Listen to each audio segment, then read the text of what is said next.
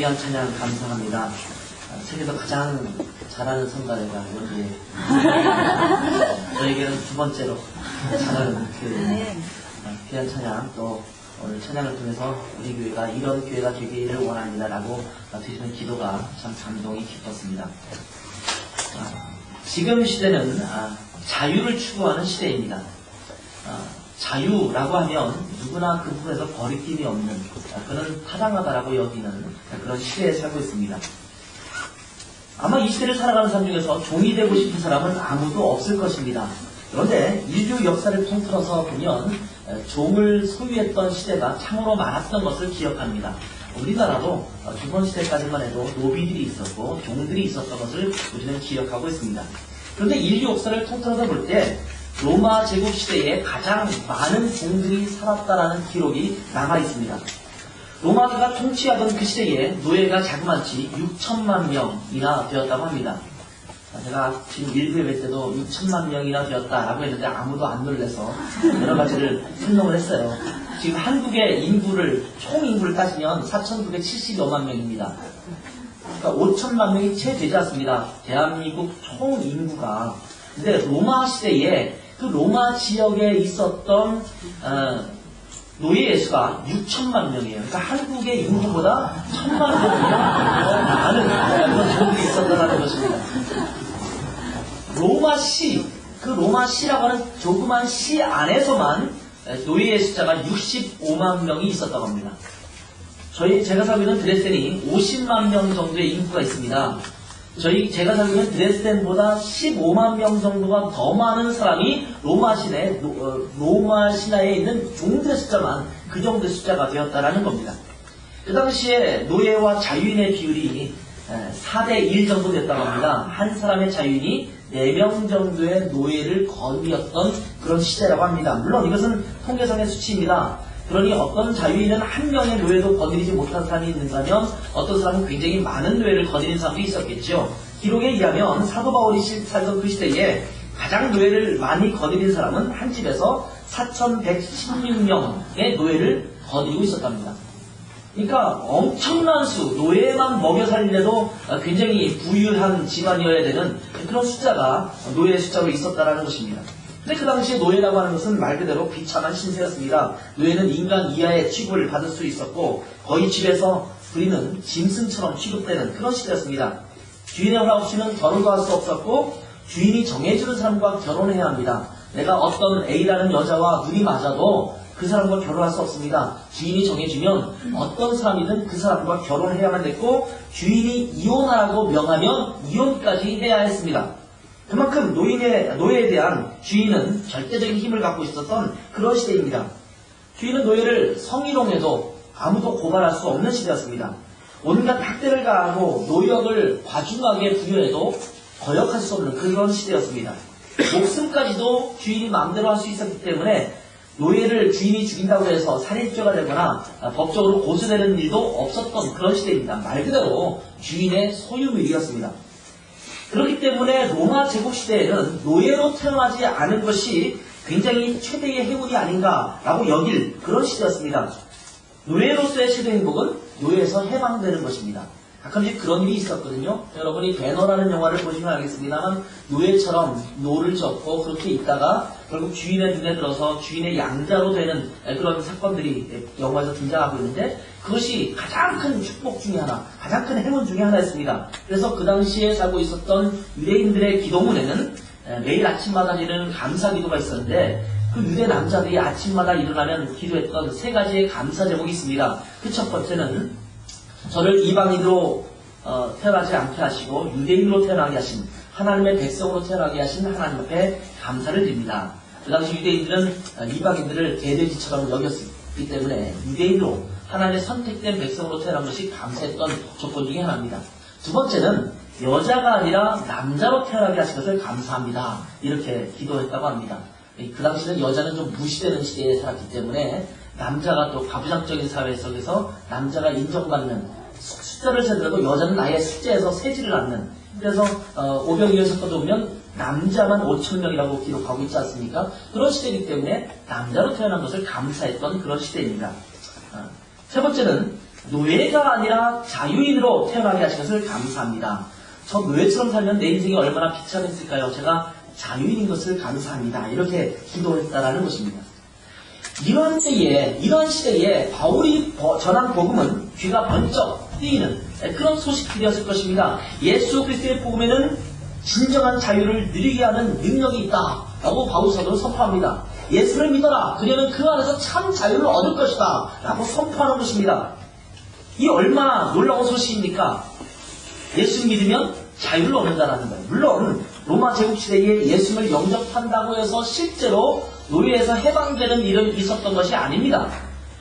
그러나 최소한 적어도 비록 노예로 육체적으로 생활하고 있지만 복음을 통해서 하나님 앞에 자유인임을 누릴 수 있게 되는 것입니다. 마치 아메리카에 처음 끌려갔던 흑인 노예들이 고통스럽지만 노역을 하고 있지만 종으로 살고 있지만 노예로 살고 있지만 그럼에도 불구하고 주님 안에서 참 자유를 누리면서 흑인 영광을 부르면서 그리스도 안에서 자유를 누렸듯이 그들은 이제 더할 수 없는 자유를 그리스도 예수 안에서 누리게 된 것입니다. 물론 어떤 사람은 예수 믿는 것 때문에 자유인이 된 사람도 있습니다. 그러니까 빌레몬서라는 성경을 읽어보면 빌레몬의 집안에 있었던 노예 중에 한 사람 오네시모가 로마에 갔다가 바울 사도를 만나죠. 그리고 복음을 받아들입니다. 다시 빌레몬의 집으로 갑니다.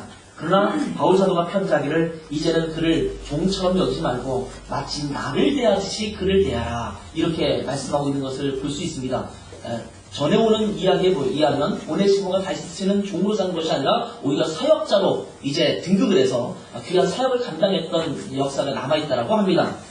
그러니 그는 자유인이 아니었음에도 불구하고 복음 안에서 그리스도를 만났기 때문에 그리스도 안에 있는 사람들과 함께 관계를 갖고 있었기 때문에 그는 참 자유인이 되는 그런 역사도 있었다라는 거예요. 그래서 갈라디아서 5장 1절 아까는 13절 말씀을 읽었습니다만 갈라디아서 5장 1절의 말씀을 보면 그리스도께서 우리를 자유롭게 하려고 자유를 주셨으니 그러므로 굳건하게 서서 다시는 종의 멍에를 매지 말라라고 말씀하고 있습니다. 너희는 이제 자유인이니까 예수 그리스도의 복음 안에서 자유를 얻었으니까 다시는 종의 멍에를 매지 말라 이렇게 선포하고 있는 것입니다. 예수 그리스도께서 우리를 자유케 하시려고 자유를 주셨습니다. 그렇기 때문에 종의 멍에를 더 이상 매지 말라라고 선포하고 있는 것입니다. 그런데 아이러니컬하게도 5장 1절에는 종의 멍에를 다시는 내지 말라라고 말씀하시다가 오늘 읽었던 13절의 말씀에 보면 서로 종노릇하라 라고 말씀하고 있어요. 얼마나 이율배반적인 말씀입니까? 다시는 종의 멍에를 내지 말라 라고 말했다가 조금 시간이 지났는데 몇 구절이 지나가서 너희는 서로 종노릇하라 라고 말씀하고 있는 거예요. 모순이죠. 금방 종의 멍에를 내지 말라고 했다가 곧바로 서로 종노릇하라고 하니까 바울 사도 같은 존경받을 만한 사역자가 이렇게 말하는 것이 기가 막히지 않겠습니까? 한 입으로 두 말을 하는 것입니다. 왜 이런 말씀을 하셨을까요? 여기서 종이라는 말은 영어로 servant라는 단어를 사용하시죠. 이 servant의 동사형은 serve입니다. service, serve. 배구나 또 테니스를 칠 때 서브를 매긴다 뭐 이렇게 쓰잖아요. 사실은 이 서브를 하는 것은요 상대방이 잘 칠 수 있도록 던져주는 것이 서브입니다. 이게 경쟁이 되다 보니까 상대방이 못 받도록 하는 것이겠죠. 더 이상 서브가 아닙니다. 이거는 상대방으로 하여금 넘어지게 만드는 공격이 되는 거죠. 근데 원래의 서브는 상대방이 이 공을 잘 받아칠 수 있도록 던져주는 것, 매우 신사적인 의미의 내용이 서브라는 단어입니다. 이 말은 우리말로 아다시피 섬기다라는 말입니다. 신약성경에서 종, 섬기는 사람, 섬기다 이런 표현이 무려 300번 이상이 등장합니다. 그 중에 바울 사도가 170여 번을 기록했습니다. 그러니까 바울 사도는 매우 많이 너희가 서로 섬기라 이런 표현을 쓰고 있다는 말입니다. 그러면 종노릇 하지 말라, 종의 멍에를 매지 말라 이렇게 말해놓고 왜 종노릇하라고 말씀했을까요? 왜 우리가 종노릇 해야 될까요? 종의 멍에를 매지 말라고 했던 사도 바울이 왜 또다시 종노릇하라고 이야기하고 있을까요? 이 말씀을 이해하려면 5장 전체에 있는 말씀을 주의 깊게 살펴봐야 합니다. 간단하게 말한다면 우리가 종노릇해야 하는 이유는 자유가 우리에게 주는 위험, 자유가 우리에게 주는 위기에서 극복되기 위해서 서로 종노릇하라라고 말씀하고 있는 거예요. 종의 상태에 있던 사람이 갑자기 자유를 얻으면 그 자유를 누릴 줄 몰라서 오히려 그 자유를 거북하게 생각하는 경우가 있었습니다. 일하지 않고는 못 견디는 사람이 있죠. 우리가 그런 사람들을 흔히 일 중독자 이렇게 표현을 합니다. 여러 가지 중독이 있지만 그 중에 하나가 일 중독자가 있어요. 제가 직장 생활할 때에 제 바로 윗 상사예요. 근데 그분은 굉장히 일찍 출근합니다. 아무도 몰라요. 언제 오는지. 아무리 일찍 가도 그 사람은 와 있어요. 제가 올림픽대로를 타고 직장을 출근하는데 올림픽대로가 아침에 너무 많이 막히니까 어떨 때는 아침 일찍 일어나자마자 세수만 하고 곧바로 출근합니다. 그리고 나서 회사 근처에 있는 부직점에서 라면 좀 먹기도 하고 누룽지밥을 사 먹기도 하고 그러고 들어가는데요. 어떨 때 6시 반에 가도 그분은 이미 와 있어요. 그리고 끝나면 가지 않습니다.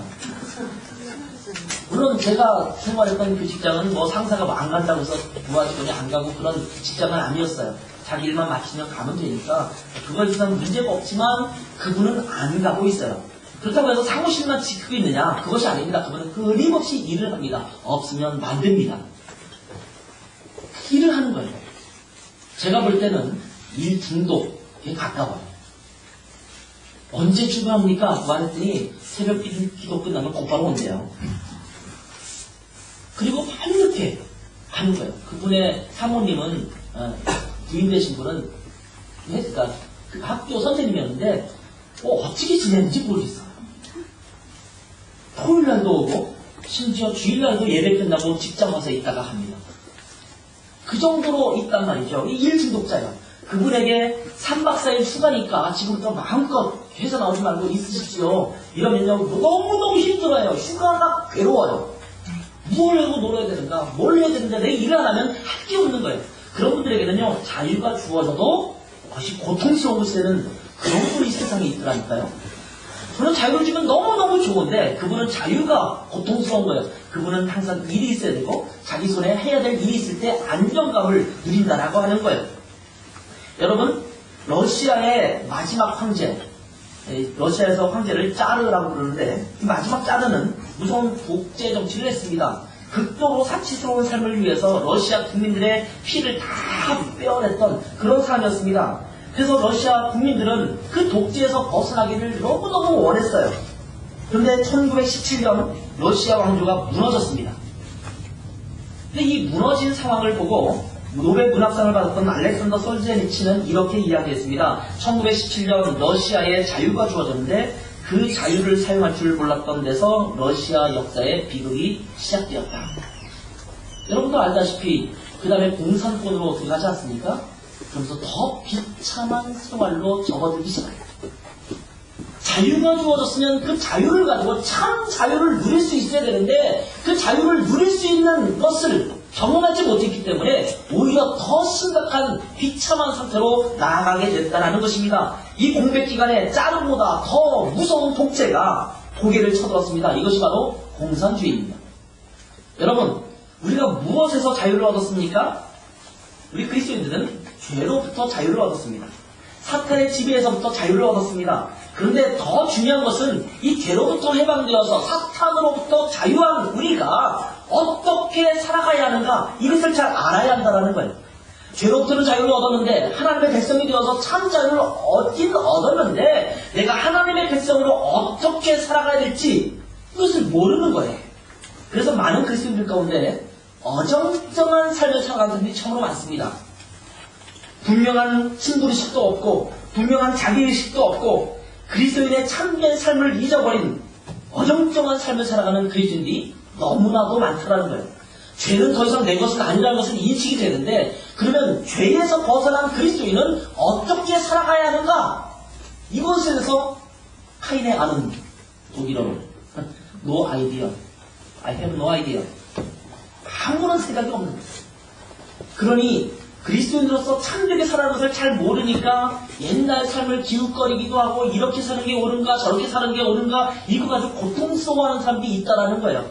너희는 다시는 사탄의 종이 아니다. 죄의 종이 아니다. 너희는 더 이상 종의 멍에를 매지 말라 라고 선포했어요. 그런데 막상 자유인이 됐다고 하는데 내가 그러면 그리스도인으로서 어떻게 살아가야 하는가에 대해서 생각이 없단 말이에요. 그런 그들을 향해서 말씀하고 있는 거예요.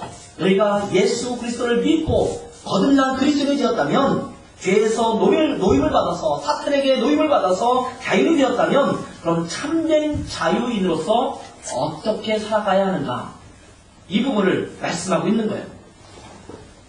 그래서 오늘 본문에 있는 말씀을 보면, 형제들아 너희가 자유를 위하여 부르심을 입었으나 그러나 그 자유로 육체의 기회를 삼지 말고 오직 사랑으로 서로 전노릇하라 라고 말씀하고 있어요. 여기 보면 우리가 그리스도로 말미암아서 자유를 얻었지만 그 자유로 무엇을 삼지 말라고요? 육체의 기회를 삼지 말라. 여기서 육체의 기회라는 것은 타락의 기회, 사탄의 지배로 다시 떨어지는 그런 기회를 삼지 말라는 것입니다. 방종의 기회로 삼지 말라는 것입니다. 방종은 자유가 아닙니다. 많은 사람들이 내가 그리스도 안에서 자유하다라는 표현을 나는 그리스도에서 아무거나 할 수 있다라는 생각으로 착각을 합니다. 여러분, 방종은 자유가 아니에요. 방종은 특별한 방향성도 없이 제멋대로 하는 것입니다. 그런데 참된 자유는 그 안에서 나름대로의 규칙이 있고 목적이 있고 방향성이 있는 것이 참된 자유입니다. 제가 어저께 재직 세미나 하면서 잠깐 말씀드렸습니다만, 운동 경기를 할 때 정확한 규칙이 없으면 매우 힘듭니다. 지금은 그런 운동회를 하지 않습니다만, 불과 한 5년, 6년 전에 우리 교제하는 우리 목사님들끼리 모여서 1년에 한 번씩 운동회를 했던 적이 있어요. 벨리메스도 오고, 프라이스도 오고, 드레스도 오고, 라이티도 오고, 마이가도 오고, 잘 모여서 운동회를 할 때가 있습니다. 저도 몇 번을 참석했어요. 근데 그때마다 교회끼리 싸워요. 운동하면 싸우는 거예요. 근데 싸우는 이유 중에 무슨 이유 때문에 싸우는가를 가만히 보면 때로 규칙 때문에 싸울 때가 참으로 많다는 것을 발견합니다. 심판이 그날 막 선임되거든요. 그러면 발각을 하는데 어떤 때는 이것을 아웃을 선언했다가 이걸 괜찮다고 했다 그러니까 아까는 아웃이라고 하더니 지금 왜 똑같은 상황인데 아니라고 합니까? 이래서 싸움이 일어나더라고요. 그래서 서로 교제를 하기 위해서 함께 모였는데 이건 교제가 아니라 서로 대판 싸우고 다시는 안 만나 그러고 등지고 헤어지고 이런 경우도 생기더란 말이죠. 왜 그럴까요? 규칙이 분명치 않기 때문입니다. 자유하지 못해요. 그래서 다툼이 일어나고 아픔이 있고 혼란이 생기는 거예요. 여러분, 우리에게 법률이 없다고 합시다. 자유롭게 아무렇게나 행동한다고 합시다. 그게 자유로울 것 같습니까? 이 앞에 나가는 것도 고통스러울 거예요. 왜? 누구나 마음에 안 들면 찔러대면 되니까. 거기에 막을 규칙이 없으니까 누구도 자유하지 못해요. 가는 곳마다 나를 방어해야 되고 움츠러들어야 됩니다. 여러분, 규칙이 없다는 것이 참자유를 주는 것이 아닙니다. 그건 방종일 뿐입니다. 방종은 혼란만 가져옵니다. 그런데 정확한 규칙이 있고 방향성이 있을 때 그 안에서 참된 자유를 누릴 수 있는 것입니다. 이 새로운 종노릇은 자신의 신분이 종이기 때문에 어쩔 수 없이 하는 종노릇이 아닙니다. 사랑의 동기로 하는 종노릇입니다. 독일의 유명한 신학자 중에 한 명인 알브레히트 벵겔이라는 사람이 있어요. 이 벵겔은 이런 표현을 했습니다. 그리스도인은 마땅히 종이다. 그러나 자유의 종이다. 이것도 약간의 어폐가 있는 말이고 모순이 있는 것처럼 보이는 말입니다. 그리스도인은 모두가 종이다. 그러나 자유로운 종이다. 근데 이 말을 굳이 우리가 알기 쉬운 말로 말한다면 볼렌티어다 라는 말로 해석해도 됩니다. 스스로 자발적으로 종처럼 살기로 결심한 사람들이라는 것입니다. 자유이지만 그 자유를 가지고 스스로 선택해서 종으로 사는 것, 이것이 참된 그리스도인이라는 것입니다. 그 안에서 참 자유를 누릴 수 있기 때문입니다. 이제는 사탄의 종이 아닙니다. 이제는 그리스도 안에서 자발적으로 서로 종노릇하는, 그것이 우리에게 참된 자유를 주기 때문에 그렇게 살기로 결심한 사람들, 이것이 참된 그리스도인이라는 것입니다. 그렇다면 두 번째 문제가 어떤 문제가 발생하냐면, 종은 종인데 그럼 누구의 종이 되겠느냐라는 것입니다. 내가 순종하는 그것이 나의 주인입니다. 어저께도 제가 잠깐 그런 말씀을 드렸던 것 같아요. 재직 세미나에서 내가 돈에 매여 살면 돈이 내 인생의 가치를 결정하고 돈에 의해서 모든 것을 결정하고 판단한다면 나는 벌써 돈의 종이 되고 있는 거예요. 내가 게임에 미쳐서 살면 게임이 나의 주인이 되는 것입니다. 인터넷에 미쳐 살면 인터넷이 나의 주인이 된 거예요.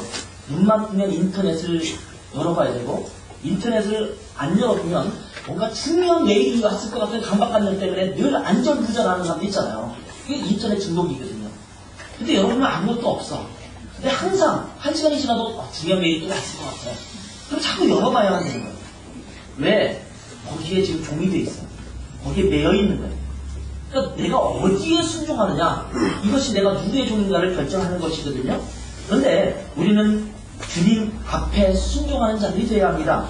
그러니까 우리는 주님의 종이 되어야 돼요. 예수 그리스도의 종이 되어야 합니다. 우리에게 참 자유를 주신 분 예수 그리스도께 종로로 되어야 합니다. 원래 우리를 예수님께서 구원하실 때는 종으로 삼으시기 위해서, 종으로 부려먹기 위해서 구원하시지 않았습니다. 그러나 우리를 구원하신 참 하나님이신 예수님 앞에 나아갈 때 우리 스스로가 주님 앞에 뭐라고 말합니까?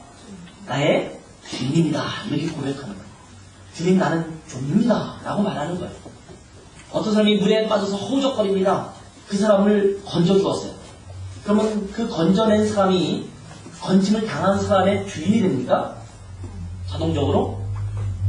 아니죠. 물에 빠진 사람 건져줬다고 마음대로 할 수 있는 건 아니잖아요. 이걸 옛날 소설에 보면 가끔씩 그런 내용이 나오긴 합니다. 여자가 막 죽으려고 했는데 건져줬어요. 살려줬어요. 그러면 그 여자가 그 남자한테, 그 남자가 결혼했든 안 했든 간에 항상 그런 표현이 나오더라고요. 당신이 내 목숨의 의리님이 나를 마음대로 처분 없었어요. 그래서 막 스토리가 막 벌어지는 그런 일들이 종종 있잖아요. 근데 어떤 때 그 사람이 주인이 되냐면, 내가 죽을 뻔했는데 나 살려주셨습니다. 그러니 당신은 나의 주인입니다. 이제 마음대로 하십시오 라고 고백할 때, 결단할 때 그 사람이 종이 되는 거예요. 근데 예수님께서 우리를 구원하셨습니다. 죄에서 건져내셨습니다. 그 건져냄을 받은 우리가 주님 앞에 뭐라고 고백합니까? 예수님, 당신은 나의 주인이십니다. Jesus is my Savior and Lord. 주님은 나의 구세주일 뿐만 아니라 나의 주님이십니다. 이렇게 고백하는 거예요. 그 순간 주님은 나의 주인 되십니다. 그래서 우리가 가장 많이 쓰는 호칭 중에 하나가 주님, 주여 이러잖아요. 어떤 때는 기도할 때 주여 삼층하자 하고 주여 주여 주여 주라고 고백한다면 나는 뭐가 돼요? 종놈, 종령이 됩니다. 종에게는 님자를 붙이지 않습니다. 종놈, 종님이에요. 종에게 님자를 붙일 때는 유일한 한 부분에서 님자를 붙여요. 나보다 훨씬 높은 사람의 종이 왔을 때, 옛날에 황제의 종이었을 때는 그 종한테는 내가 자유인인데도 그 사람에게 함부로 못할 경우가 있잖아요. 그럴 때는 종님이 될 수도 있어요. 아, 황제님의 종님. 이럴 수 있죠. 근데 일반적으로 종이라는 것은요, 종놈, 종년이잖아요. 그런데 우리가 스스로 주님 앞에 나의 목숨을 건져줬습니다. 나를 죄에서 구원해 주셨군요. 그러기 때문에 하나님 제 인생을 주님 앞에 드립니다. 나는 주님의 종입니다. 라고 고백하는 거예요. 이것을 사랑의 종이라고 말합니다. 구약성경에 보면 종이 노예 생활을 할 때 6년이 지나면 7년째 안식년이 되면 자유인이 되는 그런 율법이 있었습니다. 근데 6년이 지나고 7년째가 돼서 자유인이 되었어요. 근데 그 안에 6년 동안 종로를 타면서 거기서 결혼을 했어요. 거기서 결혼하고 아기도 낳고 애들을 낳았는데 자유인이 될 때는 그 종로를 탈 때 얻은 처와 자식들은요, 그 주인의 소속이 됩니다. 그러니까 내가 자유인이 되더라도 내 처와 내 아들은 다시 그 종이 되는 거예요.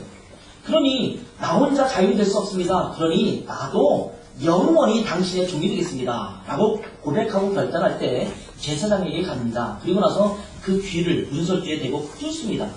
그래서 귀 한쪽만 뚫어서 여기다 귀걸이 같은 걸 하고 다녀요. 그래서 한쪽에 귀걸이를 하고 있는 사람들은 어떤 사람이라고요? 종이라는 거예요. 종. 무슨 종이냐면 사랑의 종입니다. 요즘도 보니까 지하철 타고 가거나 이럴 때 보면 한쪽 귀만 뚫는 사람들이 많이 보이더라고요. 한국에서도. 다들 종들이죠.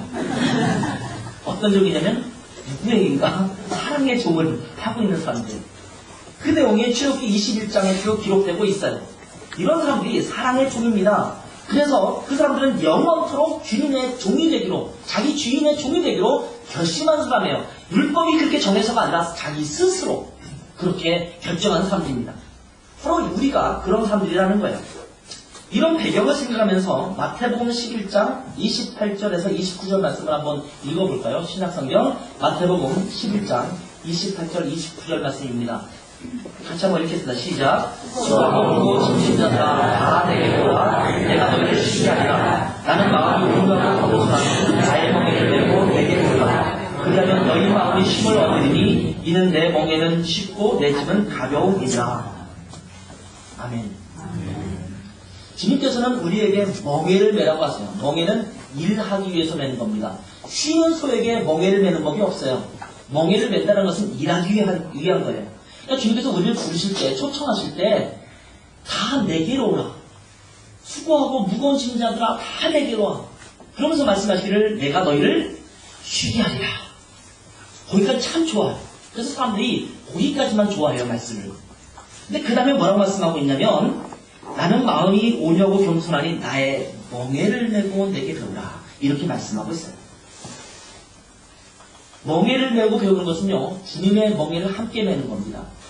그런데 주님과 함께 메거든요. 한국 소는요, 한 마리의 소에 멍에를 메고 쟁기를 듭니다. 근데 이스라엘은요, 두 마리의 소에 항상 함께 멍에를 메우게 돼 있어요. 이것이 그런 편입니다. 근데 이 두 소가 함께 멍에를 메는데요, 서로가 마음이 틀리면요, 같이 밭을 갈 수가 없어요. 그래서 이스라엘에서는 어떤 풍습이 있냐면 함께 멍에를 맬 두 소를 서로 싸우게 해요. 소싸움을 시켜요. 그럼 하나는 지고 하나는 이기겠죠.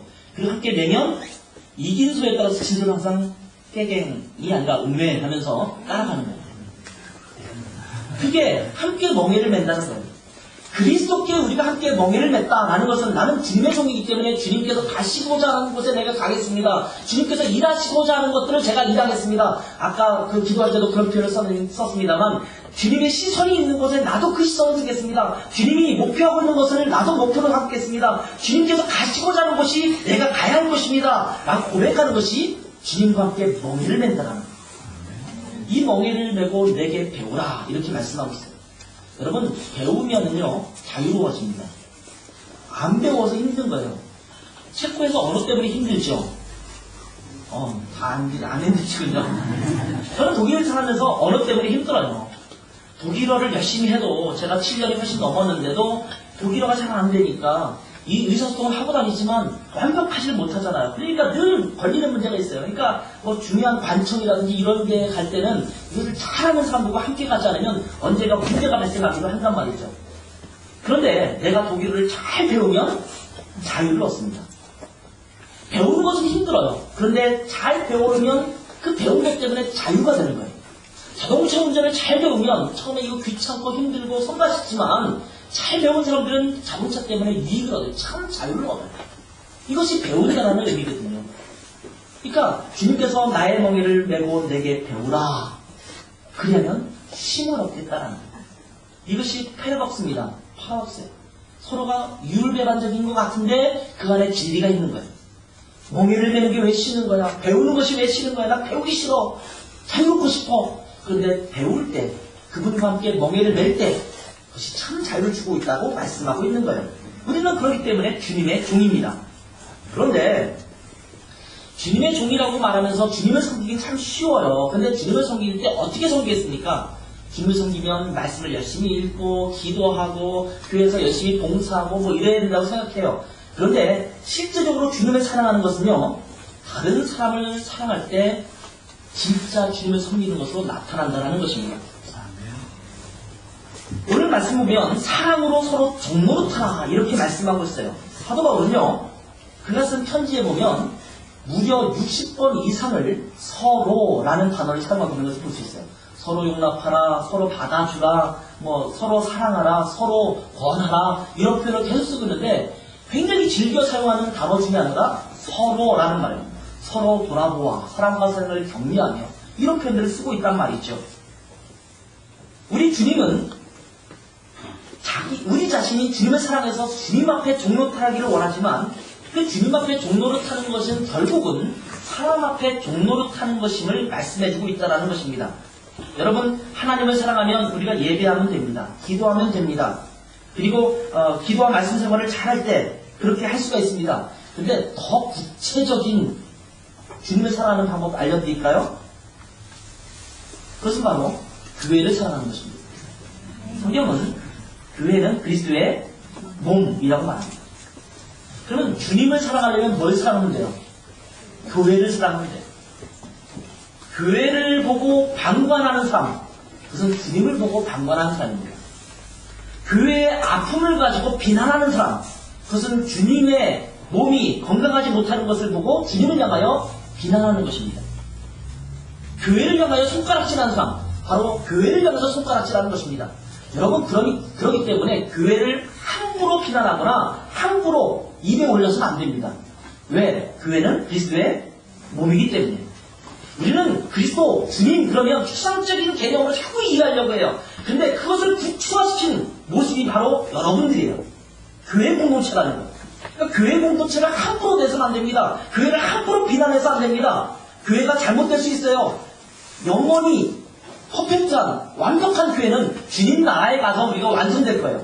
이 땅에 있는 교회는 사람으로 모였기 때문에 완벽하지는 못해요. 그러나 그 완벽한 교회를 향해서 나아가는 단계에 있는 것이 이 땅에 있는 교회입니다. 그럼에도 불구하고 이 땅에 있는 교회조차도 그리스도의 몸이라고 성경은 이야기하고 있습니다. 그렇다면 우리가 주님을 사랑하면 무엇을 사랑해야 될까요? 교회를 사랑해야 돼요. 주님을 위해서 봉사한다면 어디에서 봉사하면 될까요? 교회에서 봉사해야 돼요. 더 구체적으로 얘기한다면 우리 공동체 안에 이 그리스도의 몸을 이루고 있는 우리 한 지체 한 사람이 바로 주님의 몸입니다. 그러니까 주님 앞에 종로로 타려면 누구를 섬기면 돼요? 옆에 있는 사람을 섬기면 됩니다. 에베소 5장 21절에 그리스도를 경외함으로 피차 복종하라. 여기에도 보면 누가 누구에게 일방적으로 복종하라 라고 말씀하고 있지 않습니다. 한국말 성경에 피차라고 되어 있지만 사실은 똑같은 말입니다. 서로 복종하라 라는 말입니다. 서로 복종해야 돼요. 재직들은 목사님을 섬겨야 합니다. 목사님은 재직들을 섬겨야 합니다. 성도들은 교회를 대표해서 열심히 일하고 있는 재직들을 섬겨야 합니다. 많은 성도님들은 집사님들 왜 이 일을 안 하고 이러지? 이렇게 말하는 경우도 많아요. 근데 집사님들은 누가 일합니까? 누구를 통해서 일해요? 성도들을 통해서 같이 일하는 거예요. 모든 성도들이 그 일을 도와줘야 돼요. 집사님들이 이 일을 잘할 수 있도록 돕는 거예요. 섬겨야 돼요. 집사님들은 성도들을 섬기는 거예요. 이게 피차 복종한다는 의미입니다. 남편이 아내를 섬기고 아내가 남편을 섬기고 부모가 자식을 섬기고 자식이 부모를 섬기고 이렇게 서로 피차 복종할 때 아름다운 교회의 몸이 서로 성장하는 거예요. 여러분 몸도 마찬가지지 않습니까? 누가 누구에게 복종합니까? 서로 자동적으로 돕고 섬기고 연합하게 돼 있어요. 이것이 몸의 메커니즘 아니겠습니까? 이것이 피차 복종하는 것입니다. 왜 인간관계가 파괴됩니까? 그 이유는 우리가 서로 교제하는 게 교제의 근본 동기가 잘못되어 있기 때문입니다. 서로 종 노릇하려고 하지 않고 서로 주인 노릇하려고 합니다. 왜? 내가 원하는 방식대로 상대방이 안 하는 거야. 여러분 종은요, 내가 원하는 방식을 고집하는 사람이 종이 아니라 상대방이 원하는 방식대로 나를 굴복시키는 것이 종입니다.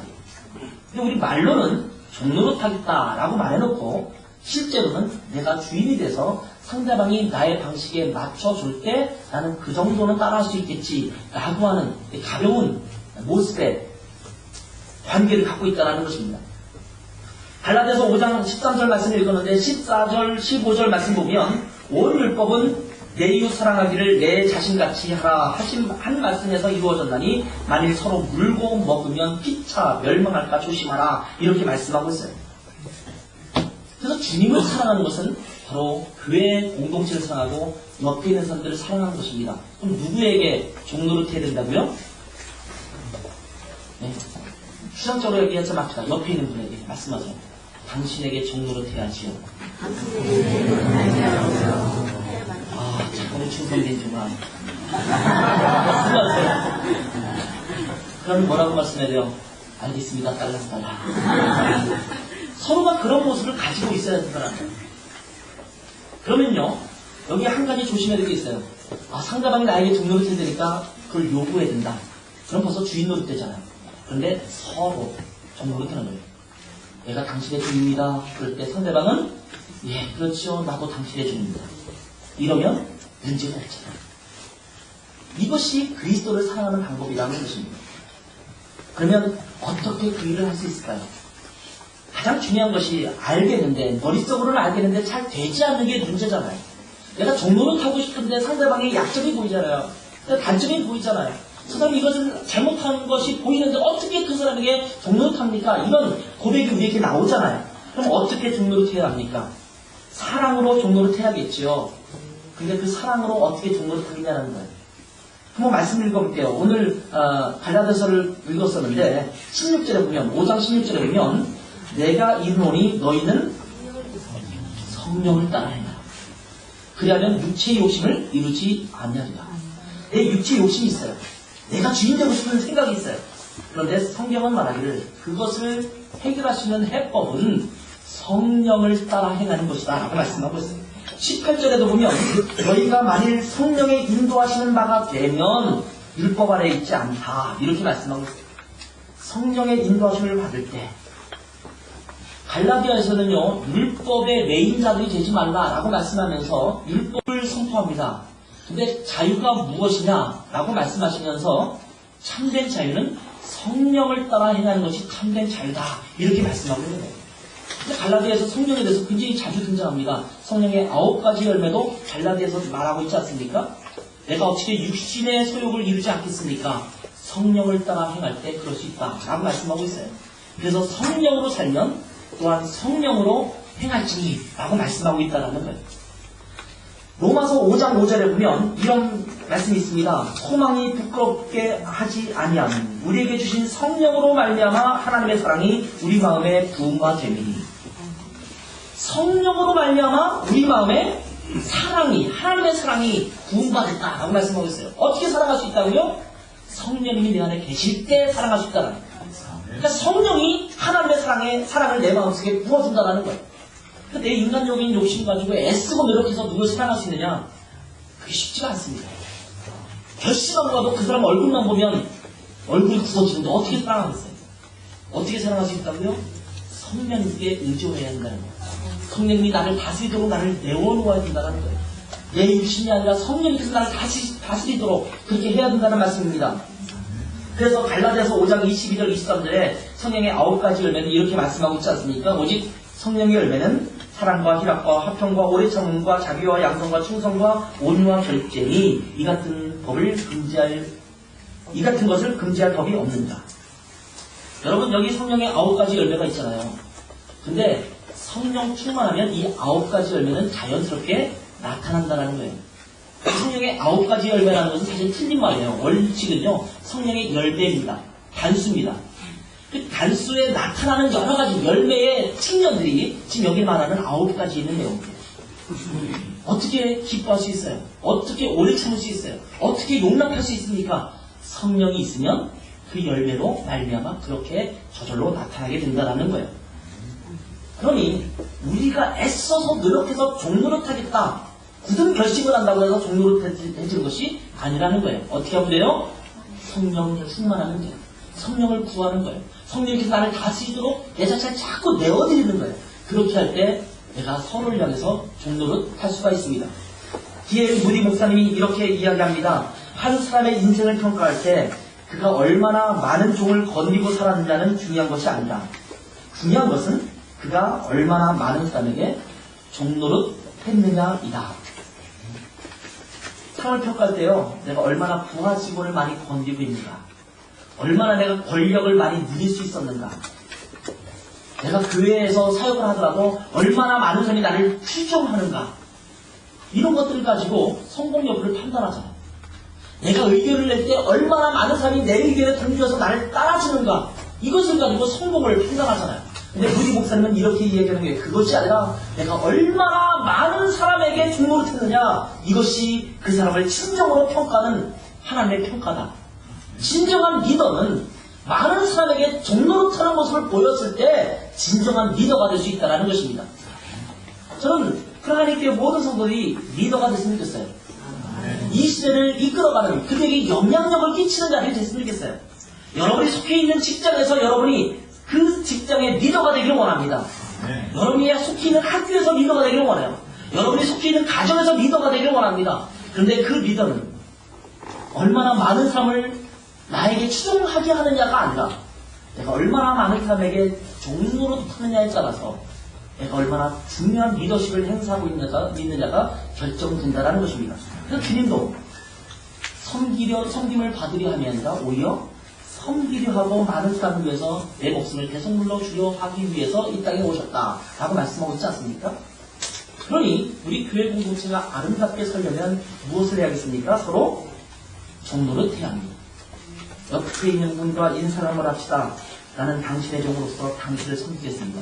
나는 당신의 종으로서 당신을 섬기겠습니다. 그냥